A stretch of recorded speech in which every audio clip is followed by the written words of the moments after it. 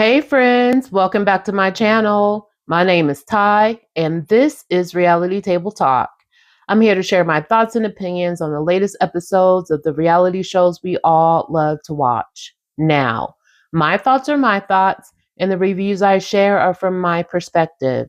But I can guarantee that at least a few of us are thinking the same things while we're watching these shows. If you're new to my channel, welcome, welcome, welcome. And if you're a return viewer, thank you so much for joining me again. Y'all, I am back with a whole new review for The Never Ever Met Season 2, Episode 6. I just want to remind you all to please like, share, and subscribe. If you dig this video, go ahead and give me a thumbs up. It's a free and easy way to support this channel and its growth.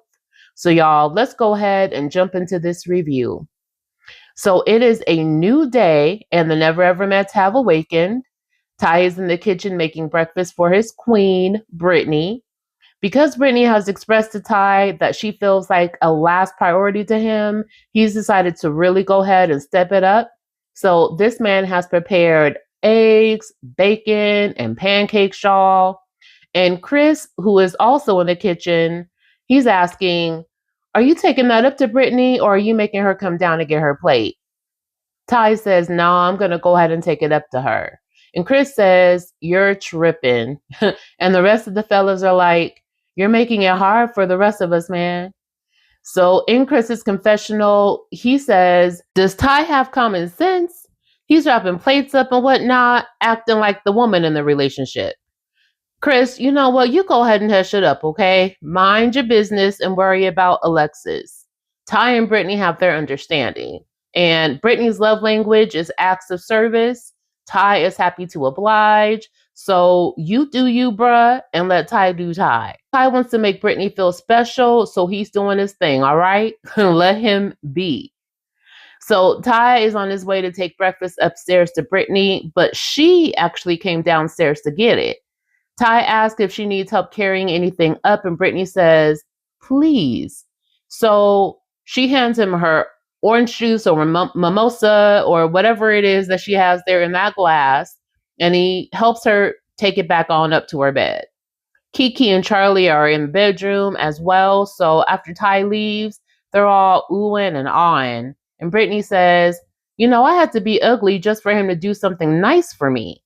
In her confessional, Brittany says that she appreciates that Ty actually listened when she told him how she felt like last priority, and that he's made this shift and is now being attentive to her.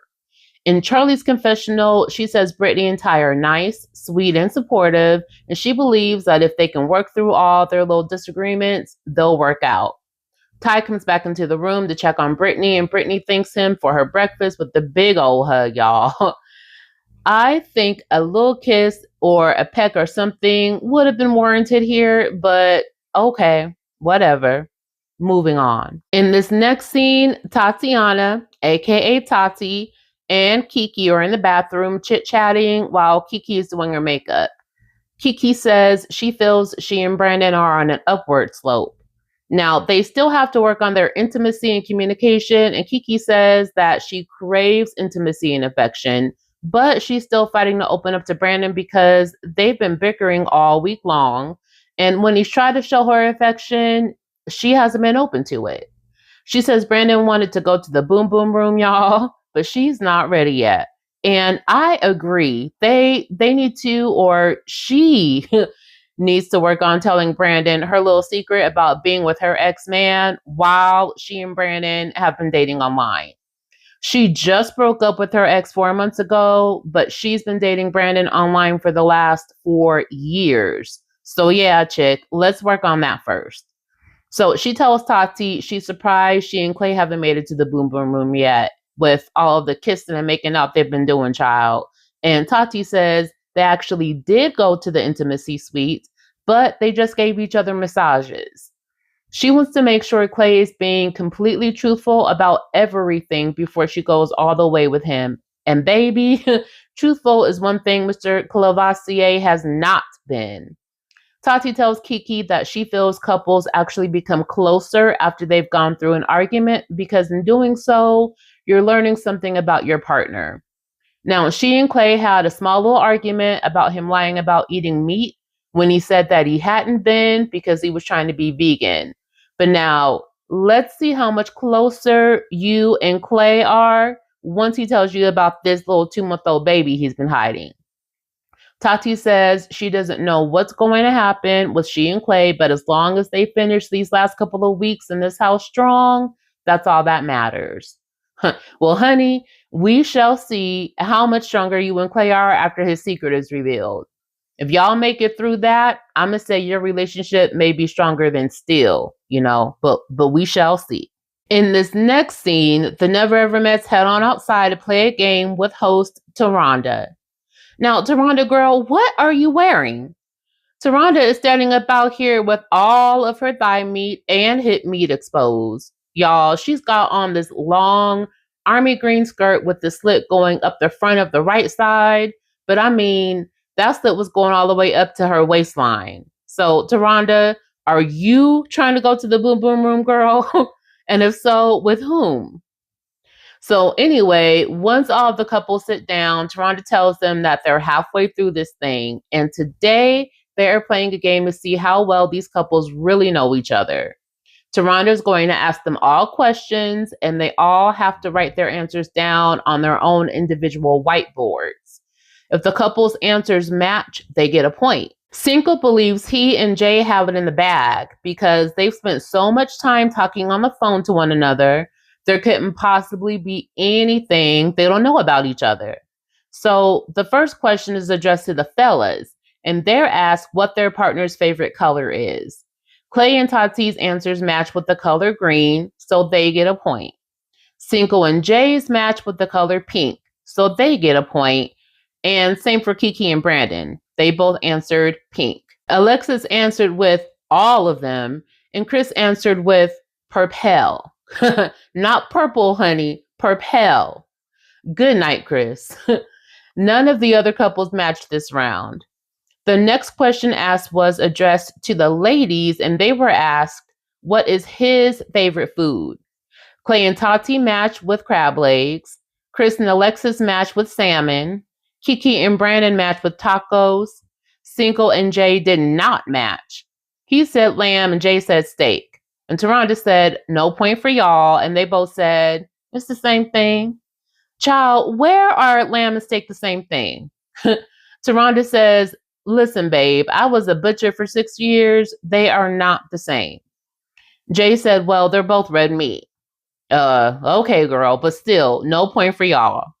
So the next question was addressed to the fellas. They were asked, what is her signature cocktail? Brittany and Ty matched with a sidecar. Alexis and Chris kind of matched. She said Bailey's and he said Bally's. Lord, someone help Chris Shaw. He spelled Bailey's, Balleys. He meant Bailey's, but okay, Chris, damn. Damn. Have you been drinking today? He said he's been going through a lot today. So anyway, y'all, they get the point. Kiki and Brandon match with Margarita. Jay and Cinco match with French 75. In Jay's confessional, she says the other couples don't give a damn about the mental part of the relationship, but she and Cinco know each other inside and out. Jay, that little statement isn't going to age well, y'all, and we'll see that in a little bit. So the game continues, and the next question asked was, what's better, real life dating or online dating? Each and every single couple matched their answers saying real life dating was better, except for Chris and Alexis. Of course, Alexis said real life dating was better, but Chris answered with online. Y'all, Chris is a total disaster today. He's a disaster in this scene. Now, he tries to clean this up by saying he thought Taronda was asking which was easier. But Chris, you're not fooling me, sir. I know you meant what you wrote. You did, and it's okay, bruh. It really is.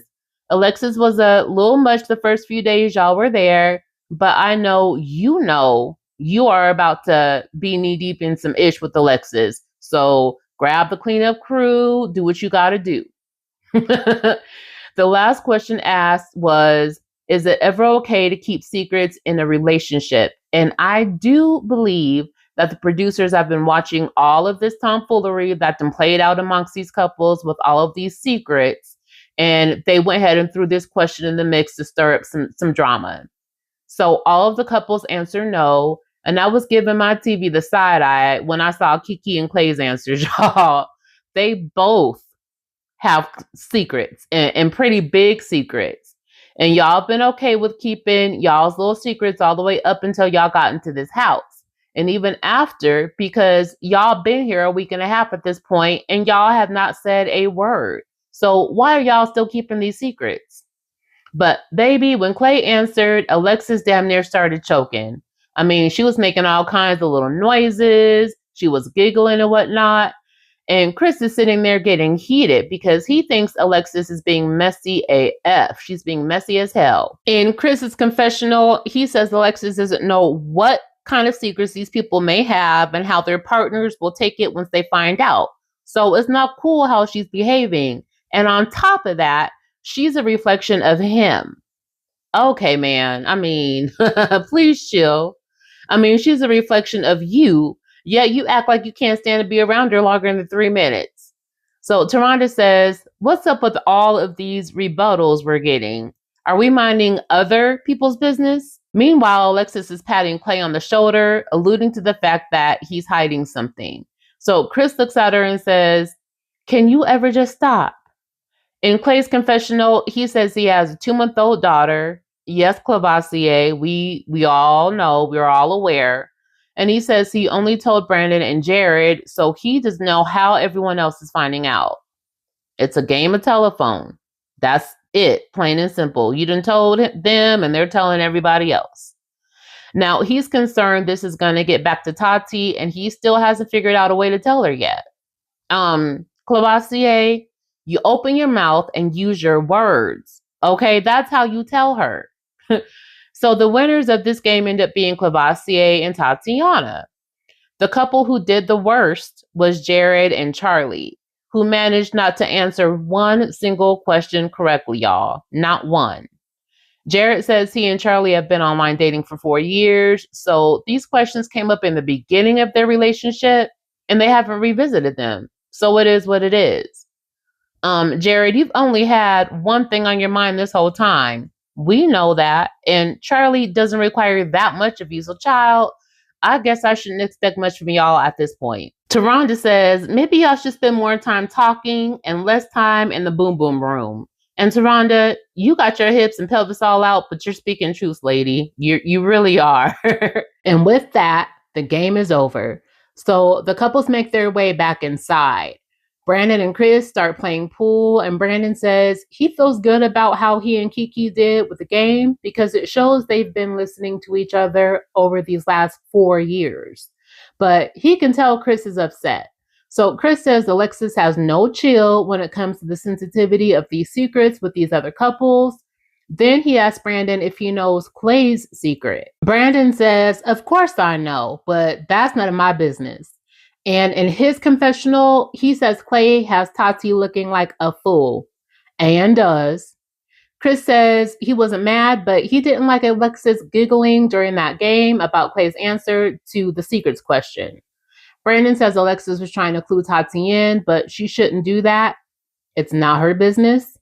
And in Chris's confessional, he says he's starting to wonder if he has a messy woman. And she's going to get herself in some mess she can't get herself out of. And if he cares about her, he needs to tell her about herself. Brandon says when Tati does find out and realizes that's why Alexis was laughing during that game, it's going to be up and stuck. Chris says, you know what I'm going to tell her? I bet you won't Kiki no more. At this point, Alexis walks into the room and Brandon quickly leaves. He ain't trying to be a part of this conversation at all. So Chris and Alexis sit down and Chris says, listen, the little things that you've been doing in the house, people don't like that. For example, the way that you made that noise when we got to Clay and Tati's answer about keeping secrets during that game. You singled them out when you did that, and that's not cool. Alexis says everybody already knows the secret. Chris says that's messy, and I'm sure Tati doesn't know what the secret is. And Alexis says, I'm about to tell you. Listen, I'm about to tell you what this secret is. The secret is Clay was eating meat when he said he wasn't. Y'all, I just about die laughing here. And Chris says, that isn't the secret. And Alexis says, well, I don't know about any other secret. So Chris says, that's why it's not good to be making little noises like that. You don't know what else people have going on. And in Alexis's confessional, she realizes now that Chris was looking out for her, and she appreciates Chris for checking her. And that's a change. So he advises her to apologize to Chris and Tati, and she says that she will. And then these two hug it out, and these two are a hot ass mess to me. So in the next scene, Clay and Tati are in the kitchen making tacos for dinner because it's their night to cook for everyone, and Jay is assisting. And Jay is always assisting. So Alexis comes in and says she just talked with Chris and was told that her jokes and smirking during the game was an issue. So she wants to clarify that she was only joking with Clay about the vegan thing. She says she doesn't know about any other secret, but she wanted to make sure they understood that she was only joking about the vegan meat eating incident with Clay. Clay is standing up there looking uncomfortable as hell, praying this woman would stop talking. And I'm thinking to myself, I know Alexis is truly not trying to be messy here. She's not, but she's gonna unintentionally open up a whole can of worms if she does not hush it up.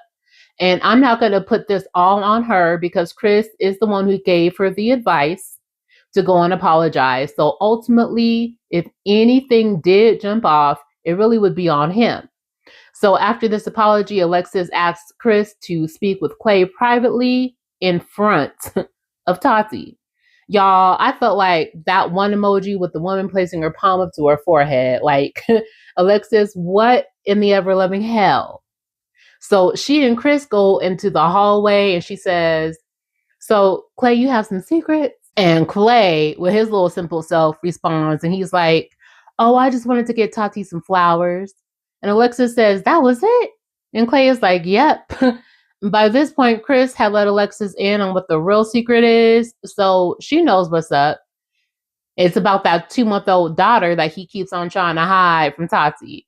But Alexis says in her confessional that it's not her place, so she's letting them do them. Girl, after all of what you just did, which was the most, now it's not your place, and now you're just going to let them do them? Throw the whole thing away, child. Like, this whole situation is trash.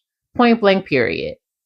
So now Clay goes back into the kitchen and he's sweating bullish, child. Like, he was just on trial. Like he was OJ, or maybe this is too soon, but maybe like he was Diddy.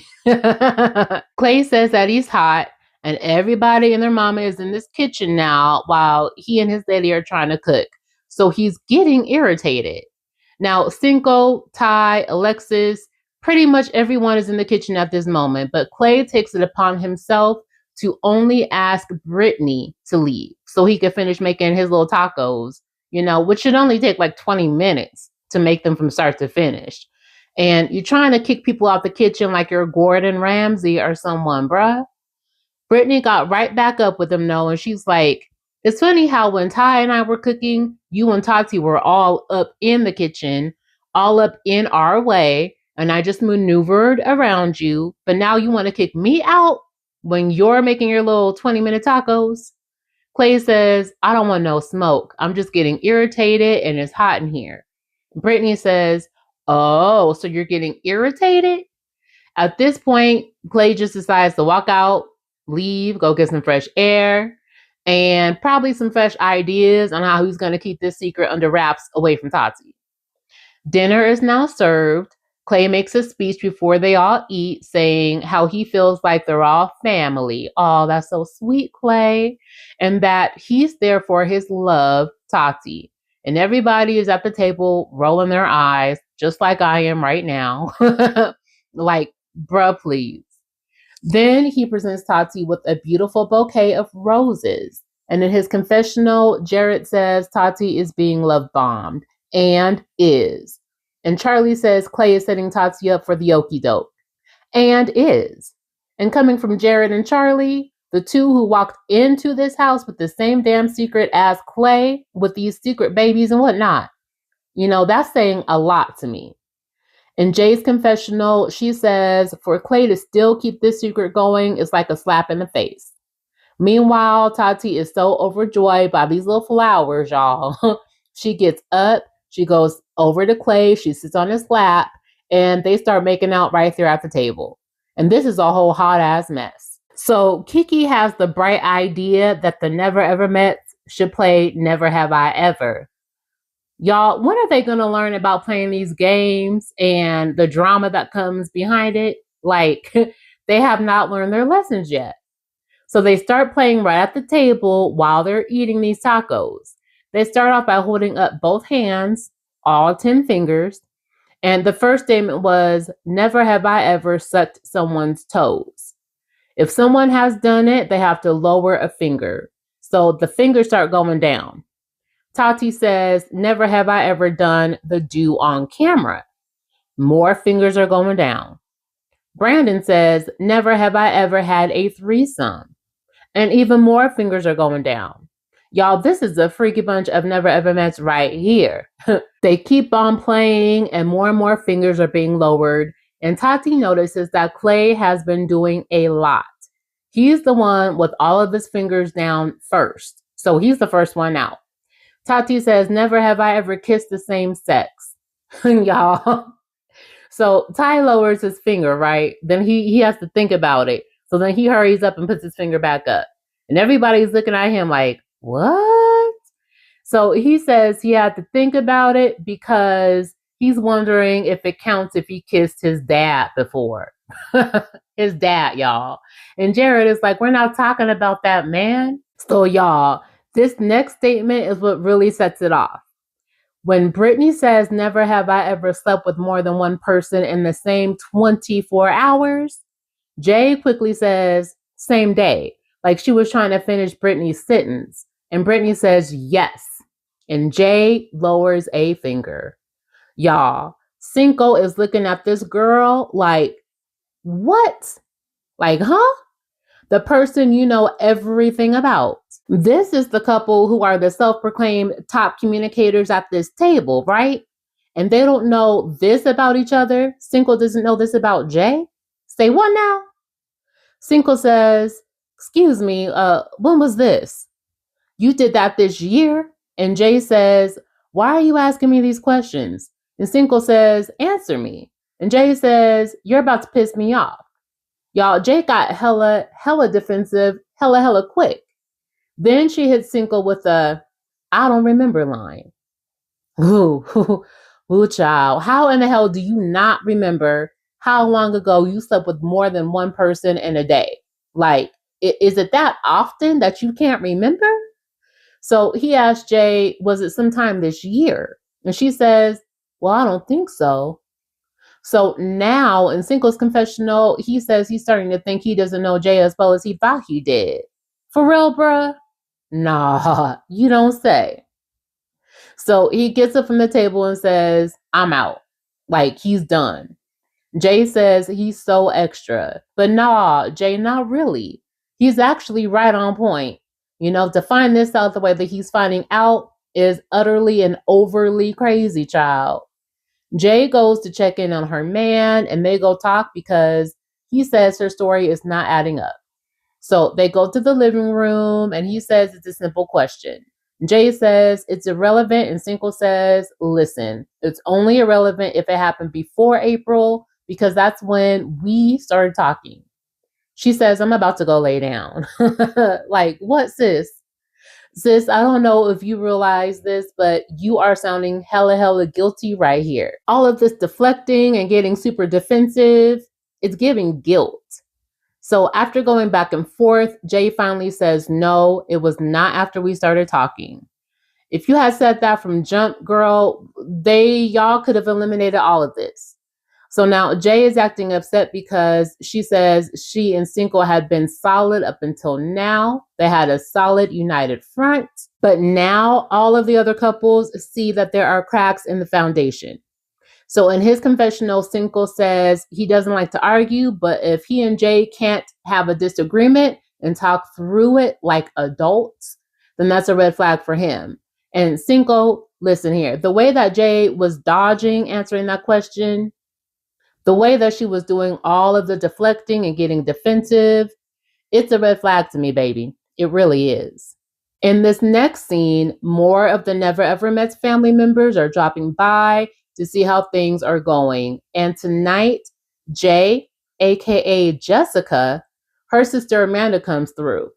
She and Jessica, aka Jay, sit in the living room and talk. And Amanda says, "Do you feel like you're getting to know him better?" Oh yeah, Amanda. She did that the first day up in that shower. But Jay says they're the most comfortable with each other out of all the other couples in the house because up until staying up in this house, they talked on the phone with each other every day. However, they just got into an argument because of the answers she gave when they played Never Have I Ever. And Amanda says, "Well, you learn each other as you go." But Jay didn't give details about the specific answer she gave that set Cinco off. So Amanda was real here and she says, "Hey, hopefully y'all listen to each other. He does something you don't like, you tell him about it, and hopefully he corrects it, and vice versa." In her confessional, Jay says Cinco does this, but she wishes he'd pick up on her cues a little bit better. She was embarrassed at that dinner table just now, but baby girl, you kind of did that to yourself. Next to pop up is Torin. Torin is Cinco's friend, and they played ball overseas together, and they were roommates, so they became pretty tight. And Cinco and Jay also met through Torin.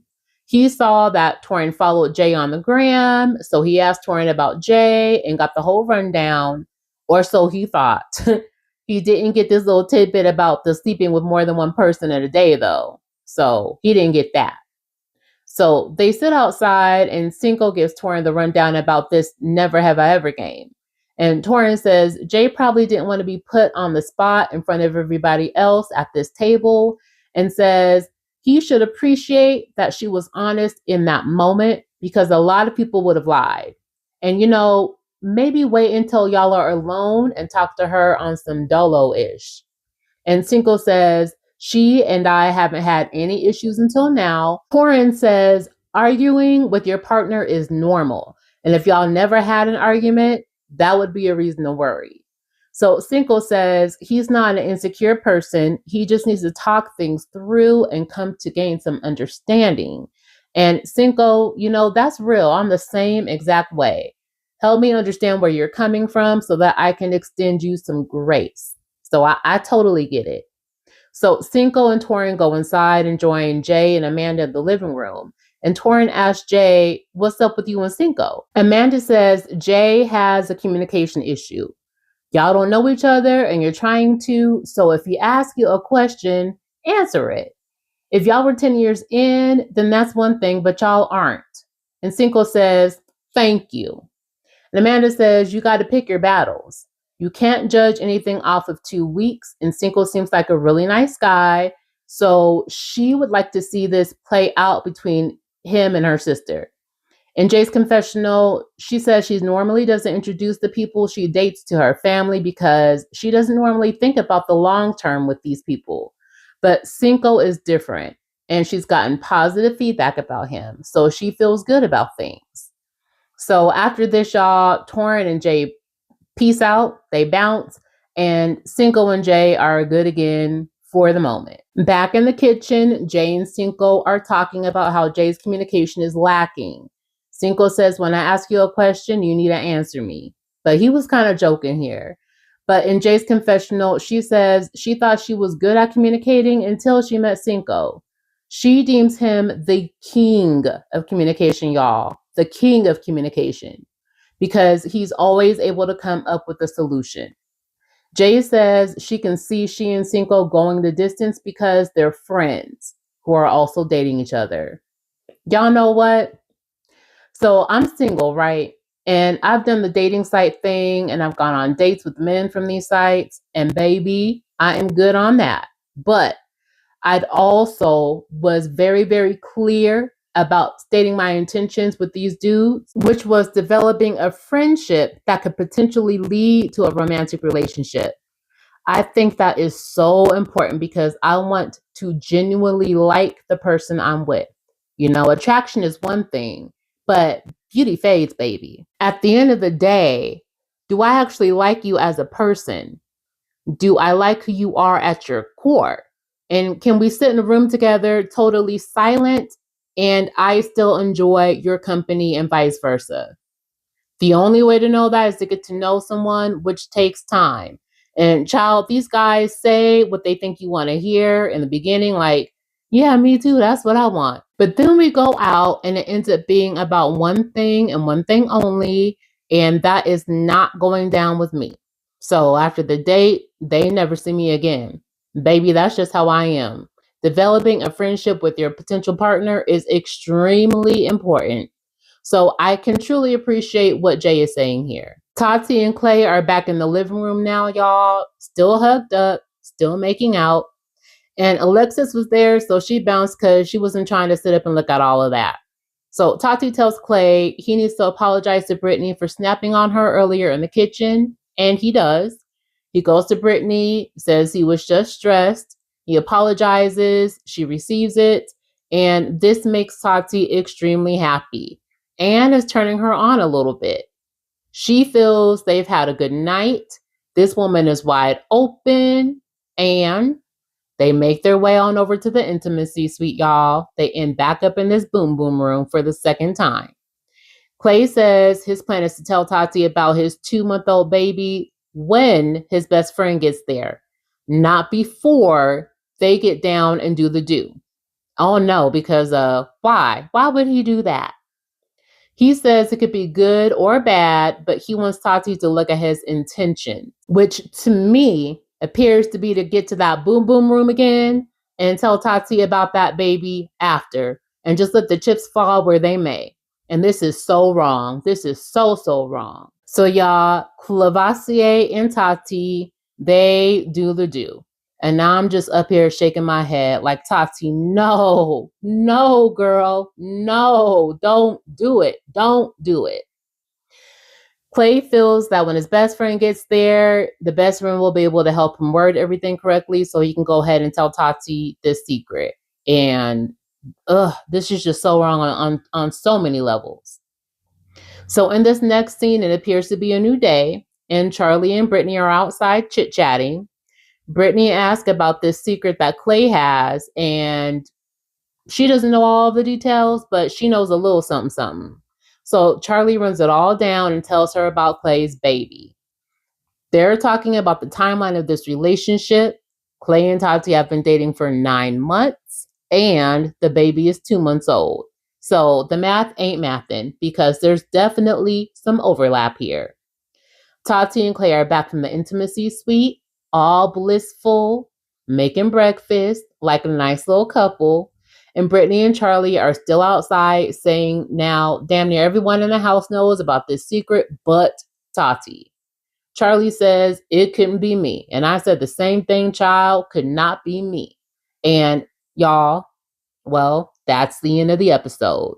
This is crazy. And I'm so disappointed by what happened with Clay and Tati and them going to this boom boom room and Clay still holding this secret. This is just so wrong on so many levels. And I don't know if this couple's going to make it. Tati, I hope you learn this secret very, very soon because this is killing me watching y'all do this. It's killing me. Clay has truly pulled the wool over Tati's eyes about the type of person he is. And I thought Tati had a little bit more discernment, but it looks like her judgment is being very, very clouded here.